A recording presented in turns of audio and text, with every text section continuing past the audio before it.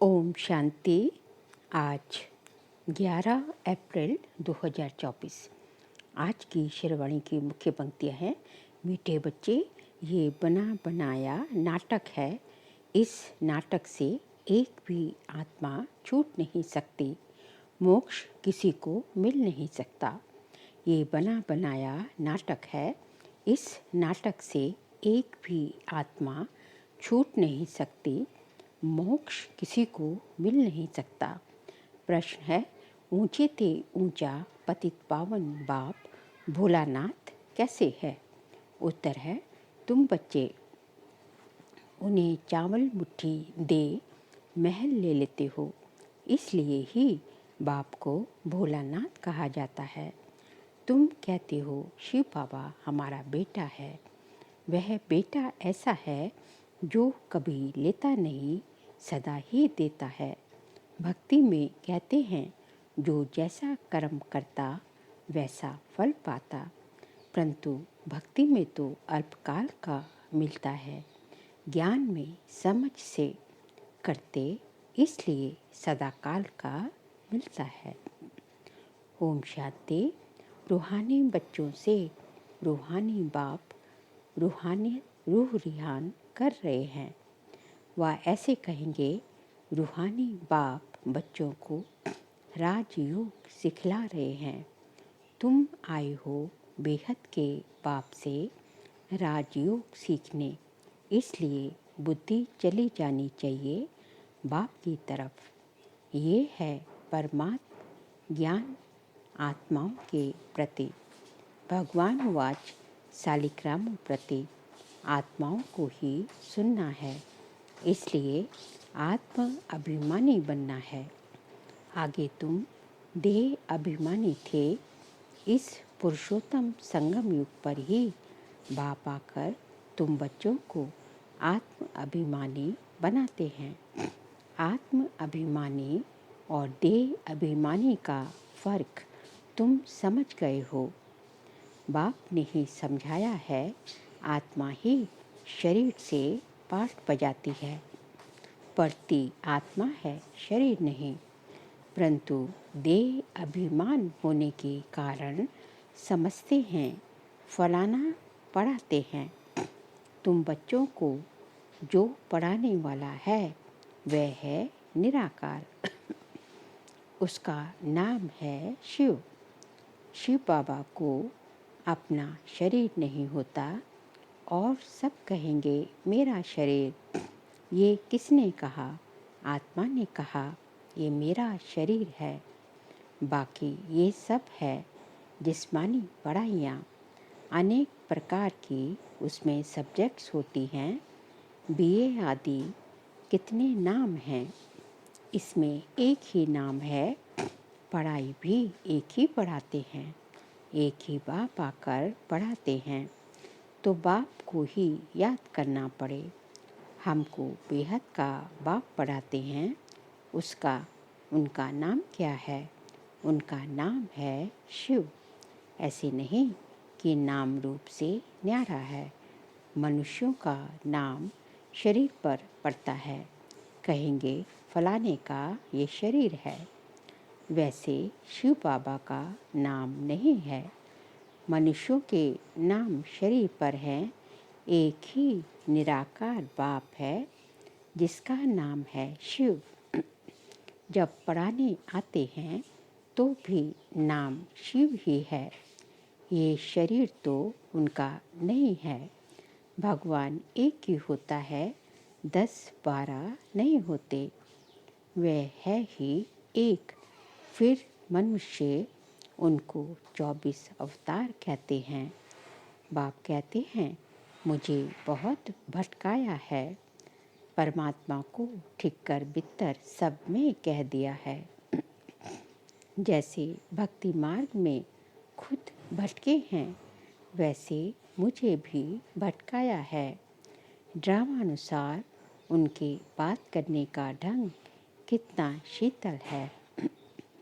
समझते हैं मेरे ऊपर सबसे सबने कितना अपकार किया है, मेरी कितनी ग्लानि की। मनुष्य कहते हैं हम निष्काम सेवा करते हैं। बाप कहते हैं मेरे सिवाय कोई निष्काम सेवा कर ही नहीं सकता। जो करता है उनको फल जरूर मिलता है। अभी तुमको फल मिल रहा है। किसका फल मिल रहा है अभी हमको? अभी हमको भक्ति का फल, ज्ञान मिल रहा है। गायन है कि भक्ति का फल भगवान देंगे, क्योंकि भगवान है ज्ञान का सागर। भक्ति में आधा कल्प तुम कर्मकांड करते आए हो। अब यह ज्ञान है पढ़ाई। पढ़ाई मिलती है एक बार और एक ही बाप से। बाप पुरुषोत्तम संगम युग पर एक ही बार आकर तुमको पुरुषोत्तम बनाकर जाते हैं। ये है ज्ञान और वह है भक्ति। आधा कल्प तुम भक्ति करते थे। अब जो भक्ति नहीं करते हैं उनको वहम पड़ता है कि पता नहीं भक्ति नहीं की तब फलाना मर गया, बीमार हो गया, परंतु ऐसे होता नहीं। बाप कहते हैं बच्चे तुम पुकारते आए हो कि आप आकर पतितों को पावन बनाए, सबकी सद्गति करो। तो अब मैं आया हूँ। भक्ति अलग है, ज्ञान अलग है। भक्ति से आधा कल्प होती है रात, ज्ञान से आधा कल्प के लिए होता है दिन। राम राज्य और रावण राज्य दोनों बेहद हैं। दोनों का टाइम बराबर है। इस समय भोगी होने के कारण दुनिया की वृद्धि ज़्यादा होती है, आयु भी कम होती है। वृद्धि ज़्यादा न हो उसके लिए फिर प्रबंध रचते हैं। तुम बच्चे जानते हो इतनी बड़ी दुनिया को कम करना तो भगवान का ही काम है। बाप आते ही हैं कम करने, पुकारते भी हैं बाबा आकर अधर्म विनाश करो, अर्थात सृष्टि को कम करो। दुनिया तो जानती नहीं कि बाप कितना कम कर देते हैं। थोड़े मनुष्य रह जाते हैं, बाकी सब आत्माएं अपने घर चली जाती हैं। फिर नंबरवार पाठ बजाने आती हैं। नाटक में जितना पाठ देरी से होता है वह घर से ही देरी से आते हैं। अपना धंधा आदि पूरा कर बाद में आते हैं। नाटक वाले भी अपना धंधा करते हैं, फिर समय पर नाटक में आ जाते हैं। पाठ बजाने तुम्हारा भी ऐसे ही है। पिछाड़ी में जिसका पाठ है वह पिछाड़ी में आते हैं। जो पहले पहले शुरू के पाठधारी हैं वे सतयुग आदि में आते हैं। पिछाड़ी वाले देखो तो अभी आते ही रहते हैं। टाल टालियाँ पिछाड़ी तक आती रहती हैं। इस समय तुम बच्चों को ज्ञान की बातें समझाई जाती हैं और सवेरे याद में बैठते हो। ये है ड्रिल। आत्मा को अपने बाप को याद करना है। योग अक्षर छोड़ दो। इसमें मूझते हैं, कहते हैं हमारा योग नहीं लगता है। बाप कहते हैं अरे बाप को तुम याद नहीं कर सकते हो, क्या ये अच्छी बात है? याद नहीं करेंगे तो पावन कैसे बनेंगे? बाप है ही पतित पावन। बाप आकर ड्रामा के आदि मध्य अंत का राज समझाते हैं। ये वैरायटी धर्म और वैरायटी मनुष्यों का वृक्ष है। सारे सृष्टि के जो भी मनुष्य मात्र हैं सब पार्थधारी हैं। कितने ढेर मनुष्य हैं हिसाब निकालते हैं। एक वर्ष में इतने करोड़ पैदा हो जाएंगे, फिर इतनी जगह ही कहाँ है। तब बाप कहते हैं मैं आता हूँ लिमिटेड नंबर करने। जब सभी आत्माएं ऊपर से आ जाती हैं, हमारा घर खाली हो जाता है। बाकी भी जो बचत है वह भी आ जाती है। झाड़ कभी सूखता नहीं, चलता आता है। पिछाड़ी में जब वहाँ कोई रहता नहीं, फिर सभी जाएंगे। नई दुनिया में कितने थोड़े थे, अब कितने ढेर हैं। शरीर तो सबका बदलता जाता है, वह भी जन्म वही लेंगे जो कल्प कल्प लेते हैं। ये वर्ड ड्रामा कैसे चलता है, सिवाय बाप के कोई समझा ना सके। बच्चों में भी नंबरवार पुरुषार्थ अनुसार समझते हैं। बेहद का नाटक कितना बड़ा है, कितनी समझने की बातें हैं। बेहद का बाप तो ज्ञान का सागर है, बाकी तो सब लिमिटेड है। वेद शास्त्र आदि कुछ बनाते हैं, ज़्यादा तो कुछ बनेगा नहीं। तुम लिखते जाओ शुरू से लेकर तो कितनी लंबी चौड़ी गीता बन जाए। सब छपता जाए तो मकान से भी बड़ी गीता बन जाए। इसलिए बढ़ाई दी है सागर को स्याही बना दो। फिर ये भी कह देते हैं कि चिड़ियाओं ने सागर को हप कर दिया।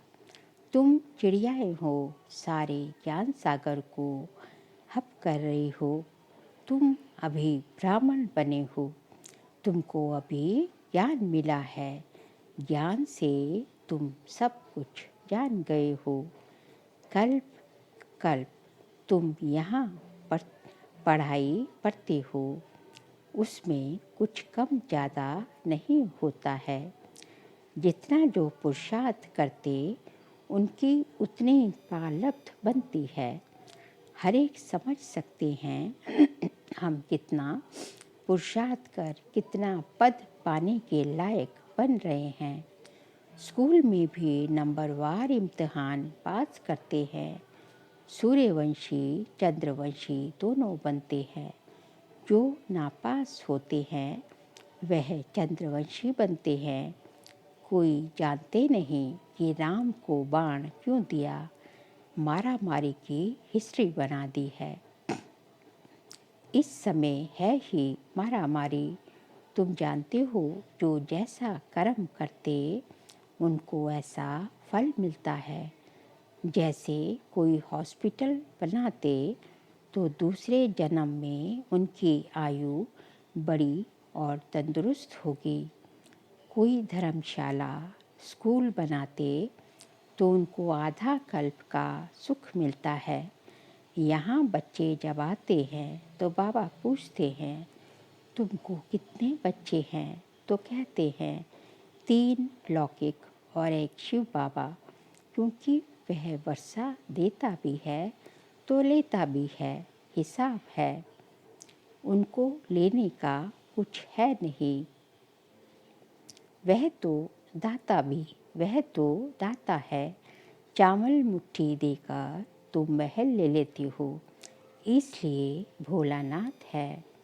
पतित पावन ज्ञान का सागर है। अब बाप कहते हैं ये भक्ति के जो शास्त्र हैं उनका सार समझाता हूँ। भक्ति का फल होता है आधा कल्प का। सन्यासी कहते हैं ये सुख का विष्टा के समान है, इसलिए घर बार छोड़ जंगल में चले जाते हैं। कहते हैं हमको स्वर्ग के सुख नहीं चाहिए जो फिर नरक में आना पड़े, हमको मोक्ष चाहिए। परंतु ये याद रखो कि बेहद का नाटक है, इस नाटक से एक भी आत्मा छूट नहीं सकती। बना बनाया है तब गाते हैं, बनी बनाई बन रही अब कुछ बनना नहीं। परंतु भक्ति मार्ग में चिंता करनी पड़ती है। जो कुछ पास किया है वह फिर होगा। 84 का चक्र तुम लगाते हो, ये कभी बंद नहीं होता है। बना बनाया है, इसमें तुम अपने पुरुषार्थ को उड़ा कैसे सकते हो। तुम्हारे कहने से तुम निकल नहीं सकते हो। मोक्ष को पाना, ज्योति ज्योत समाना, ब्रह्म में लीन होना, ये एक ही चीज़ है।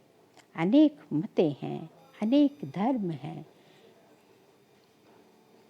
फिर कह देते हैं, तुम्हारी गतमत तुम ही जानो। तुम्हारी श्रीमत से सद्गति होती है, सो तुम ही जानते हो। तुम अब जाओ तब हम भी जाने। तुम अब आओ, जब आओ तब हम भी जाने और हम भी पावन बने। पढ़ाई पढ़े और हमारी सद्गति हो। जब सद्गति हो जाती है तो फिर कोई बुलाते ही नहीं।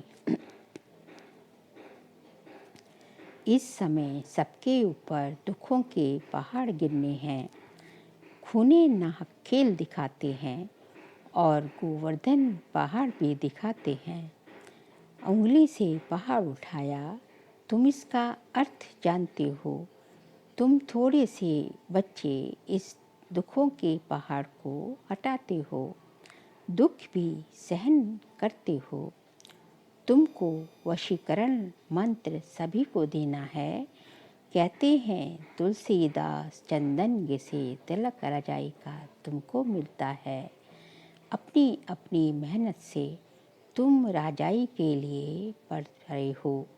राजयोग जिससे राजाई मिलती है, वह पढ़ाने वाला एक ही परमात्मा है। अब तुम घर में बैठे हो, ये दरबार नहीं है। दरबार उसको कहा जाता है जहाँ राजाएं महाराजाएं मिलते हैं। ये पाठशाला है। समझाया जाता है, कोई ब्राह्मणी विकारी को नहीं ले आ सकती है। पतित वायुमंडल को खराब करेंगे, इसलिए एलॉय नहीं करते हैं। तब जब पवित्र बने तब एलॉय किया जाए। अभी कोई कोई को एलाउ करना पड़ता है। अगर यहाँ से जाकर पतित बने तो धारणा नहीं होगी। ये हुआ अपने आप को श्रापित करना। विकार है ही रावण की मत। राम की मत छोड़ रावण की मत से विकारी बन पत्थर बन पड़ते हैं। ऐसी गरुड़ पुराण में बहुत रोचक बातें लिखती हैं। बाप कहते हैं मनुष्य मनुष्य ही बनता है, जानवर आदि नहीं बनता। पढ़ाई में कोई अंधश्रद्धा की बात नहीं होती। तुम्हारी ये पढ़ाई है। स्टूडेंट पढ़कर पास होकर कमाते हैं। अच्छा, मीठे मीठे सिकिलते बच्चों प्रति माता पिता बाप दादा का याद प्यार और गुड मॉर्निंग। रूहानी बाप की रूहानी बच्चों को नमस्ते। हम रूहानी बच्चों की रूहानी बाप दादा को नमस्ते नमस्ते नमस्ते। सार के लिए पॉइंट्स हैं। वशीकरण मंत्र सबको देना है। पढ़ाई की मेहनत से राजाई का तिलक लेना है। इन दुखों के पहाड़ को हटाने में अपनी उंगली देनी है। संगम युग पर पुरुषोत्तम बनने का पुरुषार्थ करना है। बाप को याद करने की ड्रिल करनी है। बाकी योग योग कह मूंझना नहीं है। आज का बाबा का वरदान है, सेवा में विघ्नों को उन्नति की सीढ़ी समझ आगे बढ़ने वाले निर्विघ्न सच्चे सेवाधारी भव। सेवा में विघ्नों को उन्नति की सीढ़ी समझ आगे बढ़ने वाले निर्विघ्न बच्चे सच्चे सेवाधारी भव। सेवा ब्राह्मण जीवन को सदा निर्विघ्न बनाने का साधन भी है और फिर सेवा में ही विघ्नों का पेपर भी ज़्यादा आता है। निर्विघ्न सेवाधारी को सच्चा सेवाधारी कहा जाता है। विघ्न आना ये भी ड्रामा में नूंद है, आने ही हैं और आते ही रहेंगे, क्योंकि ये विघ्न या पेपर अनुभवी बनाते हैं। इसको विघ्न ना समझ अनुभव की उन्नति हो रही है, इस भाव से देखो तो उन्नति की सीढ़ी अनुभव होगी और आगे बढ़ते रहेंगे। स्लोगन है, विघ्न रूप नहीं विघ्न विनाशक बहो। विघ्न रूप नहीं विघ्न विनाशक बनो। बाबा कहते हैं कि हमको किसी की प्रगति में, अन्य आत्माओं की उन्नति में विघ्न रूप नहीं बनना है, संगठन के उन्नति में विघ्न रूप नहीं बनना है, बल्कि हमें तो विघ्न मिटाने वाले विघ्न विनाशक बनना है। इसलिए किसी भी हमेशा किसी भी जो है सब परिस्थिति को उसका जो है क्या करो, उसका जो है समाधान स्वरूप बन के देखो। उसको जो है समस्या स्वरूप बन के देखोगे तो समस्या ही दिखेगी, लेकिन समाधान स्वरूप बन के परिस्थिति को हैंडल करोगे तो उसको समाधान निकालने में सक्षम हो पाओगे। अच्छा, ओम शांति।